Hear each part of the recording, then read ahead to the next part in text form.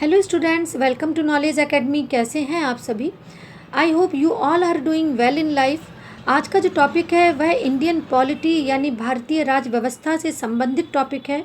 Indian polity से संबंधित questions generally competitive exams में पूछ लिए जाते हैं या ये कहें कि बार बार आते हैं, अतः इसी से संबंधित कुछ सामग्री या सब्जेक्ट मैटर डिस्कस करेंगे। But first of all, I would like to say that please like, subscribe, share and motivate channel for new updates. It will be beneficial for you. You are most welcome for your suggestions and comments for teaching learning perspective. Without wasting time, let's start it. भारतीय संविधान की किस अनुसूची का संबंध दल बदल रोधी कानून से है? तो इसका जो सही आंसर है वह 10वीं अनुसूची है। नेक्स्ट, भारतीय संविधान के किस अनुच्छेद में संसद की संरचना का उल्लेख किया गया है? भारतीय संविधान के किस अनुच्छेद में संसद की संरचना का उल्लेख किया गया है? तो इसमें आर्टिकल 79 है जो कि संसद के गठन से संबंधित है, यानी अनुच्छेद 79। मूविंग टू नेक्स्ट क्वेश्चन, भारतीय संविधान में न्यायिक समीक्षा का सिद्धांत किस देश से प्राप्त किया है? ये क्वेश्चन जुडिशियल रिव्यू से संबंधित है और इसका जो सही आंसर है वह संयुक्त राज्य अमेरिका, यानी संयुक्त राज्य अमेरिका से भारतीय संविधान ने न्यायिक समीक्षा का जो सिद्धांत है वो प्राप्त किया है।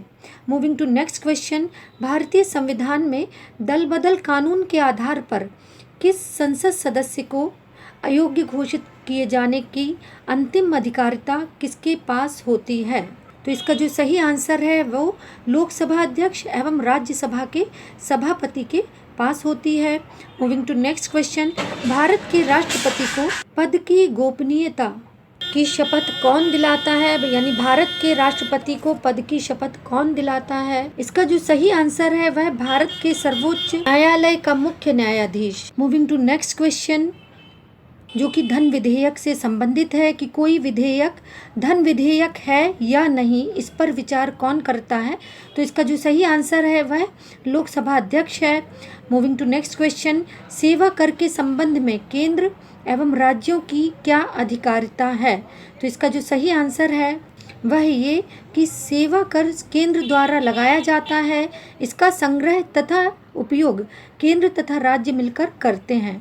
मूविंग टू नेक्स्ट क्वेश्चन, जो कि प्रस्ताव से संबंधित है कि वर्ष 1973 में पंजाब के अकाली दल के उस प्रस्ताव का क्या नाम है जिसमें यह कहा गया था कि केंद्र को रक्षा, संचार, विदेश संबंध एवं मुद्रा के अलावा अन्य सभी विषय राज्य को सौंप देने चाहिए। वर्ष 1973 की ये बात है, यानी 1973। तो इसका जो सही आंसर है वह आनंदपुर साहिब प्रस्ताव है। अगला प्रश्न है कि उच्चतम न्यायालय के भूतपूर्व मुख्य न्यायाधीश मनमोहन पुंछी की अध्यक्षता में वर्ष 2007 में गठित आयोग किससे संबंधित है? तो इसका जो सही आंसर है वो ये है, केंद्र राज्य संबंधों की समीक्षा से संबंधित है। देश के एकीकरण एवं आर्थिक विकास को बढ़ावा देने के उद्देश्य से गठित क्षेत्रीय परिषदों की वैधानिक स्थिति क्या है? ये अगला प्रश्न है। तो इसका जो सही आंसर है ये संवैधानिक निकाय हैं। कौन है? यानी क्षेत्रीय जो परिषदें हैं वे संवैधानिक निकाय हैं, ये इनकी वैधानिक स्थिति है तथा इनका गठन राज्य पुनर्गठन अधिनियम 1956 के आधार पर किया गया है। अगला प्रश्न है कि भारत में 1975 में यानी 1975 में घोषित आपातकाल के कारणों एवं परिस्थितियों की समीक्षा के लिए जनता पार्टी द्वारा गठित आयोग का क्या नाम था? तो इसका जो सही आंसर है वह शाह आयोग है। वे व्यक्ति जो भारत के प्रधानमंत्री बनने से पहले किसी राज्य के मुख्यमंत्री भी रहे। यह अगला प्रश्न है और इसका जो सही आंसर है वो ये है, यानी निम्नलिखित व्यक्ति भारत के प्रधानमंत्री बनने से पहले अन्य राज्यों के मुख्यमंत्री रहे। उनमें मोरारजी देसाई तत्कालीन बॉम्बे राज्य, चौधरी चरण सिंह उत्तर प्रदेश, वीपी सिंह उत्तर प्रदेश के मुख्यमंत्री रहे, पीवी नरसिम्हा राव आंध्र प्रदेश के मुख्यमंत्री रहे, एचडी देवगौड़ा कर्नाटका तथा नरेंद्र मोदी गुजरात के मुख्यमंत्री रहे।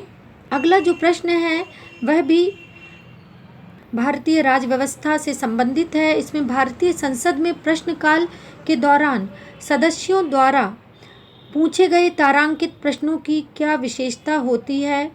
भारतीय संसद में प्रश्नकाल के दौरान सदस्यों द्वारा पूछे गए तारांकित प्रश्नों की क्या विशेषता होती है? इसका सही आंसर है वह कि इन प्रश्नों का उत्तर मौखिक रूप से दिया जाता है तथा इनके बाद पूरक प्रश्न भी पूछे जा सकते हैं। संसद में विभिन्न काल हैं जिसमें प्रश्नकाल, शून्यकाल इत्यादि हैं। तो ये प्रश्नकाल के संदर्भ में प्रश्न है।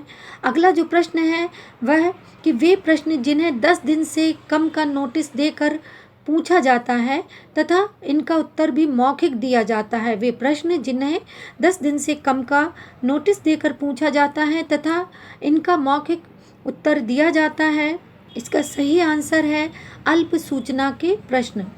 मूविंग टू नेक्स्ट क्वेश्चन कि किस समिति की सिफारिश के आधार पर वर्ष 1921 में रेलवे बजट को आम बजट से पृथक किया गया था? इसका जो सही आंसर है वह एकवर्ट समिति है। अगला प्रश्न है कि भारतीय संविधान के अनुच्छेद 124A के तहत सुप्रीम कोर्ट के किसी न्यायाधीश को उसके पद से हटाने का क्या आधार होता है? तो इसमें जो सही आंसर है वह साबित कदाचार अथवा असमर्थता, ये इसका सही उत्तर है। यह महाभियोग चलाने की प्रक्रिया से संबंधित क्वेश्चन है। अगला जो प्रश्न है वह राज्य के महाअधिवक्ता एवं राज्य के निर्वाचन आयुक्त की नियुक्ति कौन करता है? तो इसका जो सही आंसर है वह राज्य का राज्यपाल है। और अगला प्रश्न है कि वर्तमान में भारत में कितने राज्यों में विधान परिषद है? तो वे राज्य हैं जम्मू कश्मीर, उत्तर प्रदेश, बिहार, आंध्र प्रदेश, तेलंगाना, महाराष्ट्र, कर्नाटका इत्यादि। अगला प्रश्न है कि बम्बई उच्च न्यायालय के अधिकार क्षेत्र में कौन कौन से राज्य आते हैं? इसका सही आंसर है महाराष्ट्र, गोवा तथा दादरा और नागर हवेली इत्यादि। मूविंग टू नेक्स्ट क्वेश्चन, पंचायती राज्य की स्थापना सर्वप्रथम कहाँ से हुई थी? तो राजस्थान के नागौर जिले से 2 अक्टूबर 1959 यानी 1959 को पंचायती राज्य की स्थापना की गई थी, या ये कहें कि सर्वप्रथम स्थापना की गई थी। मूविंग टू नेक्स्ट क्वेश्चन, वर्ष 1986 में राजीव गांधी सरकार द्वारा लोकतंत्र व विकास के लिए पंचायती राज संस्थाओं का पुनरुद्धार गठित समिति की अध्यक्षता किसने की थी? तो इसमें जो सही आंसर है वह MM सिंघवी ने की थी।